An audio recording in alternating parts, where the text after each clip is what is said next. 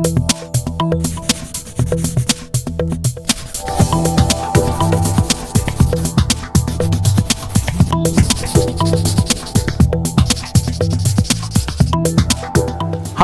my name is Wayne Brow. I'm Chief Economist at FreedomWorks, and welcome to FreedomWorks University.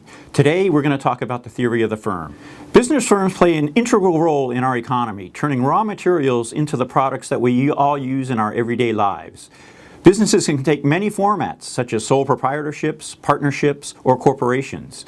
Yet despite the prevalence in the marketplace, firms are a bit of a puzzle for economists. Sadly, the structure, functions, and workings of the firm are unimportant in many economic models.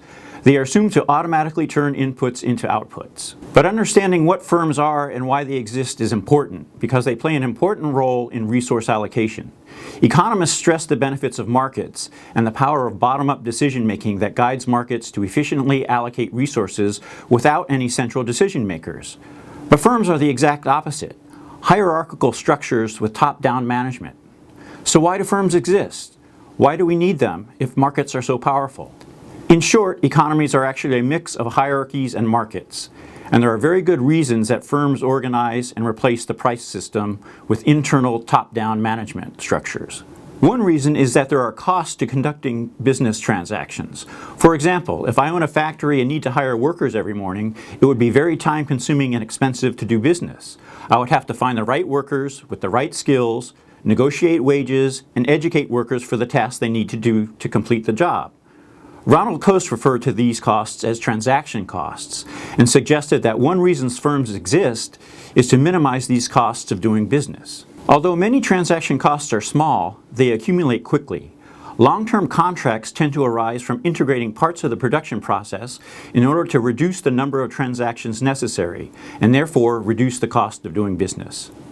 It makes more sense for a factory owner to hire workers using long-term contracts in order to avoid the repetitive haggling in the market to ensure the production lines are up and running. In this sense, a firm is merely the name given to the coordination of business activity employed for a common purpose. An entrepreneur coordinates workers and capital in order to produce a product or provide a service to consumers. The firm exists to make profits, and those profits can be increased by avoiding unnecessary transaction costs. The firm allows entrepreneurs or capital owners to make management decisions and structure the company in ways that reduce transaction costs and increase profits. This includes hiring workers, deciding whether to subcontract to other companies, or outsource certain activities. When making such decisions, firms rely on the price mechanisms.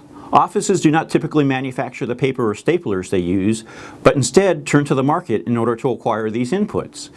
This is because it's not within a given firm's expertise to produce everything it needs. So it relies on the market to provide some of the inputs required to create the outputs that generate profits for the firm. Occasionally, firms do expand their operations to incorporate additional steps in the production process. For example, a successful steel mill might purchase iron ore mining operations because doing so could result in more reliable and cheaper access to raw materials. This expansion is known as vertical integration. In addition, the company can expand its scope of production to begin making related products. For instance, a computer company may start making tablets or cell phones in addition to computers. This is known as horizontal integration.